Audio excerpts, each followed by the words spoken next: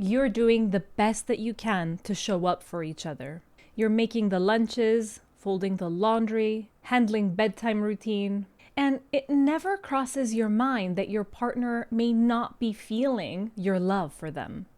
But then they come to you looking disappointed, disconnected. She says or he says, "I just don't feel that close to you lately."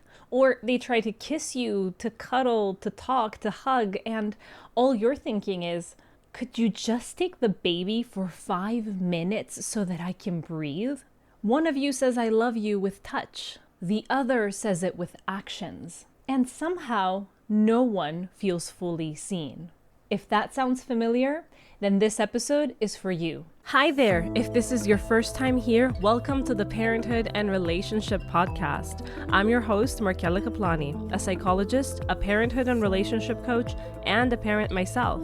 Together, we explore the transformative journey of parenthood and its profound impact on our relationship with ourselves, our partners, and our children, so that we can be present and show up as we envision without having to do more. Let's get into today's episode. Welcome back to the Parenthood and Relationship Podcast, and welcome back to this series, part 2 of a 4-part series on love languages in parenthood. Last week in episode 52, we explored a surprising truth for many, that your love language can actually change. That what once made you feel loved may not fully work anymore. And that this shift is not a problem, but a signal. If you haven't listened to that one yet, I highly recommend pressing pause here and going back to check it out. It will give you the foundation for what it is that we're diving into today. Because today, we're zooming out a little bit. Now that you're beginning to understand your evolving needs, what happens when your partner's love just doesn't match yours? What if they keep trying, but it's not landing? What if you're both loving each other in the way that you would have wanted to be loved, but somehow you still feel disconnected? And more importantly, what do we do about this? In this episode, therefore, we're going to talk about why mismatched love languages are so common, especially once we've entered the world of parenthood, diapers and dishes and decision fatigue. Then we're going to also discuss how to stop assuming the worst and start noticing the love that's actually there. And how to begin reconnecting if your emotional languages are totally different. Meanwhile, I've also created a journaling prompt that can help you reflect on all of what we discussed today, what you need, how your partner may be trying to love you already, and you can find that in your inbox this week if you sign up to my newsletter at markellakaplani.com. So if you've ever found yourself asking, why can't they just get it? Or why does it feel like we're trying, but we're still not connecting? Then stay with me. This might be the episode that helps everything click. So let's discuss why this mismatch once we become parents. Before kids, many couples have the space to decode one another's emotional needs and love language, even if they don't take a quiz. You had time to notice the little things, to talk, to connect.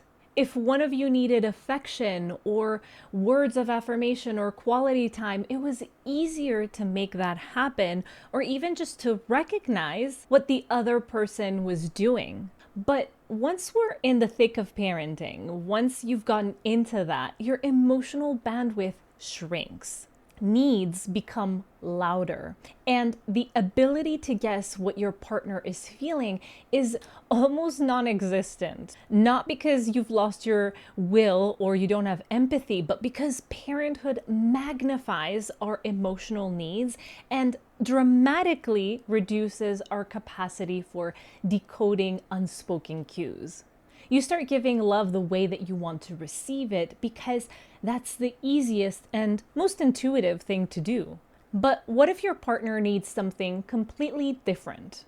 It is like handing them a love letter written in a language that they don't speak. Let me give you a simple example. Let's say that one parent wakes up early every morning to make breakfast. They clean the kitchen, they prep lunches, they fold the laundry, they clean everything up. To them, that's love.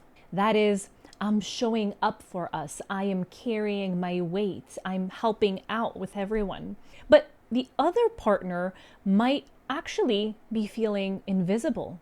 What they long for may not be this type of help. It may be to hear, "You're doing such a good job. I see how much you're holding." So now both people are trying, but neither of them feels truly appreciated. And that gap doesn't just feel disappointing, it feels lonely. It can even feel resentful. Like, why don't they see all the things that I'm doing? Why don't they reciprocate? Or how are they still not giving me what I asked for 100 times? And just to be clear, this isn't about selfishness. It's about emotional survival. When we're overwhelmed, we default to what we know. We reach for something that makes sense to us. And so without realizing it, we forget that the person we love the most might need something completely different in order to feel safe and seen and loved and emotionally connected. This is where the drift begins. But it's also where the bridge can be built. Because when we notice the mismatch, not with blame, but with curiosity, we can begin to reconnect. So, how do we know if we actually, my partner and I, have gone to the point where we're emotionally out of sync? What does this mismatch of love languages look like or feel like in real life? Sometimes it's obvious. There are arguments, tension, hurt feelings, but more often, unfortunately, it's subtle. It's that low-grade disconnection that creeps in without either of us fully realizing it. Here are a couple of signs or a few signs that you can use.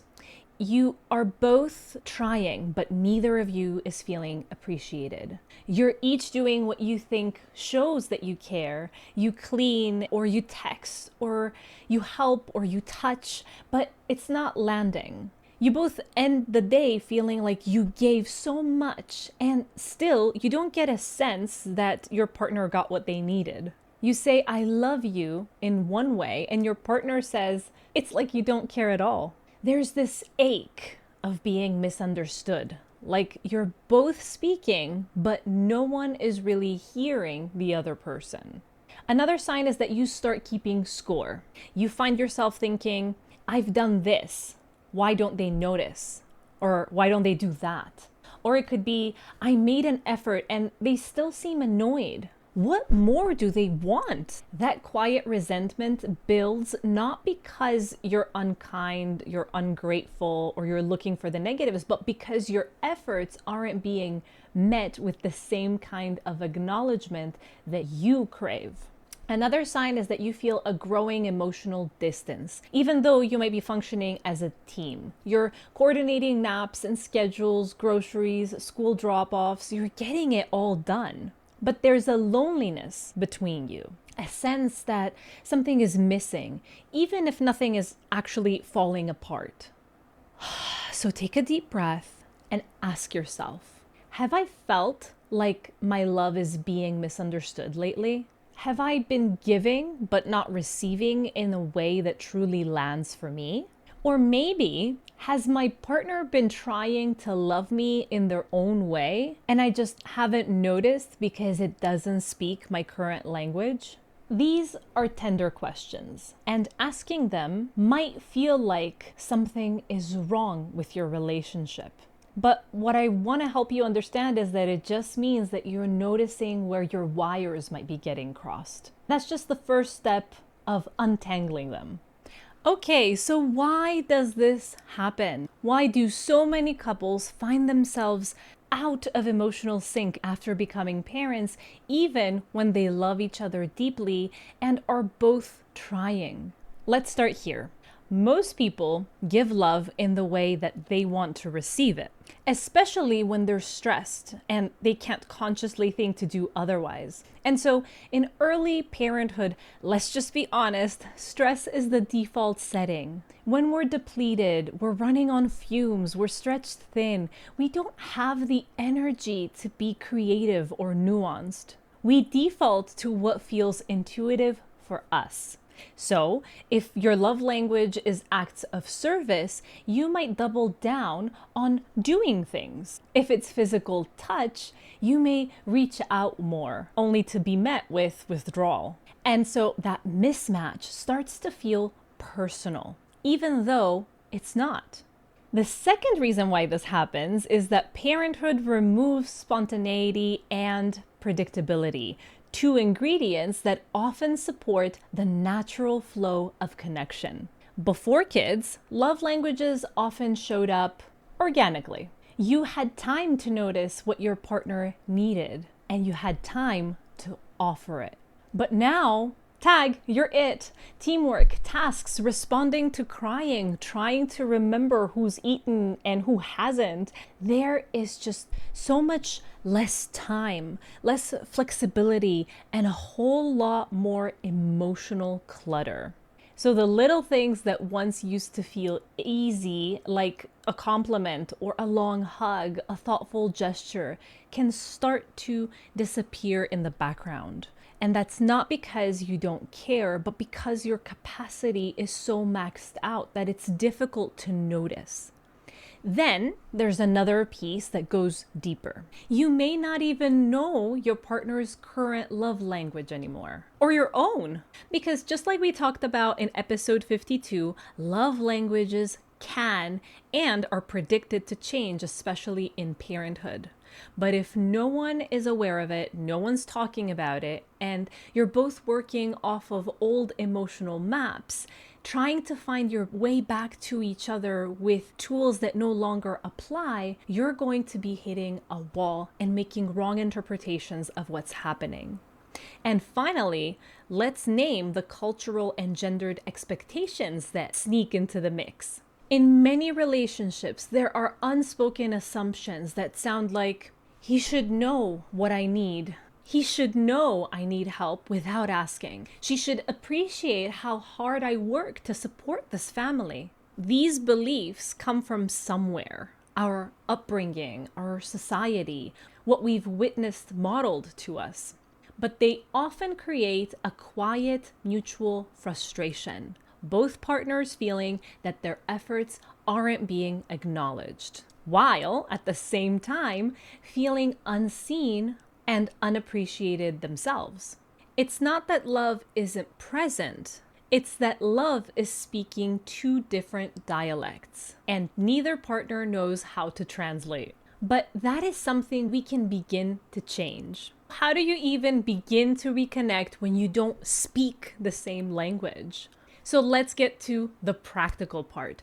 What do we do in the instance where the way that we naturally give love isn't the way that our partner actually feels loved, and vice versa? This is where so many couples get stuck. A lot of couples that I see deeply love each other, but because there is a lack of translation, they miss each other. So let's walk through a few small, doable steps to help you bridge this gap. Step 1 is to name what's happening without blame. You can start by gently acknowledging the disconnection, saying it out loud. This doesn't need to become a heavy conversation, but it could be something simple like, I feel like we're missing each other on an emotional level. I know that we're both trying, but it still feels hard to connect lately. It's important that you normalize the idea of different love languages and that this is not something that means there's something wrong. It's just different. This opens the door to curiosity rather than defensiveness. It makes everything be okay. Step 2 is to start a love language check-in. You know how much I love the check-ins. This can be just 5 minutes on a weekly basis, and it can become a ritual where you guys take a moment when neither of you is very exhausted or distracted, and you can ask questions like, what is something that I did this week that made you feel cared for? What is one small thing that I can do next week that would feel loving to you? Keep it simple, keep it consistent, but don't add pressure, just data gathering with love.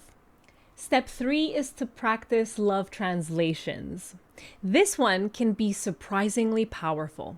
Start noticing how your partner is already expressing love, even if it's not your preferred language. For example, if you need words of affirmation and your partner is showing love through acts of service like doing bedtime or making your tea, having your coffee ready in the morning, try to receive their love through their gesture. Even if it's not your native emotional language, it still carries meaning.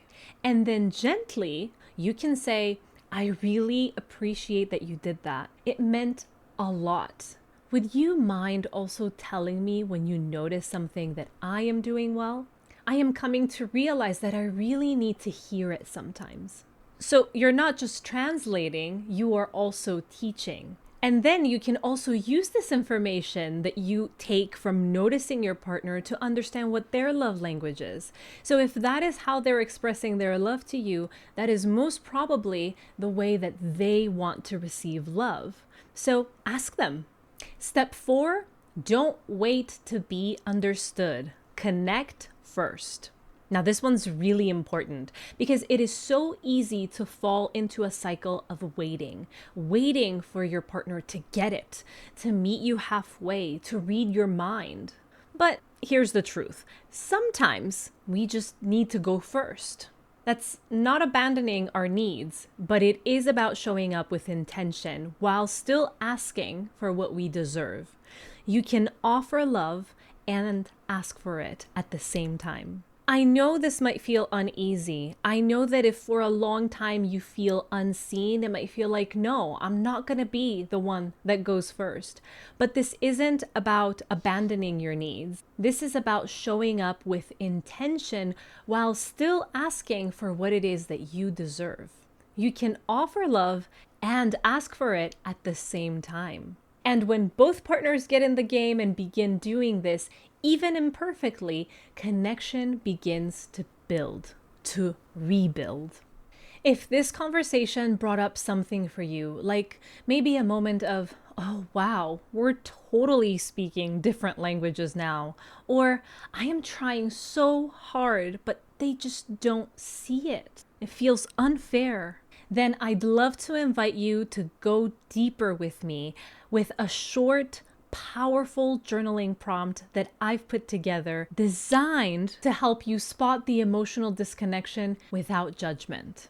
It will also help you get clearer on what it is that you've been craving while also making room for your partner's love, even if it's not necessarily showing up in the way that you expected.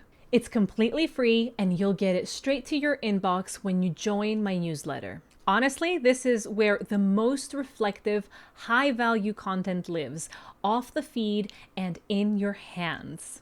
And don't forget that you can always send me your answers and we can communicate and talk about them. So head to markelakaplani.com/newsletter or the link in the show notes. You don't need any more overwhelm, just a few minutes to come back to what matters. In wrapping up, here is what I want you to remember. You don't need to be fluent in each other's love languages. You just need to be willing to listen, to notice, to try. You're already closer than you think. And next week, we're going into something really special, relearning how to love and be loved as parents. We'll talk about building new rituals of connection, using love languages as tools and not labels, and what it takes to reconnect even after you have drifted apart. If this episode resonated with you, share it in your social media, share it with friends who might need it, and make sure to leave me an Apple podcast review. It means the world to me, and it also helps other parents find their way here to join our circle. Thank you for sticking around to the end. I hope to see you next week. And I hope that if you're doing the journal prompts, you will press reply and let me know how it's going for you. Really excited for next week's episode. Until then, take care, and I'll see you next Sunday. Bye-bye.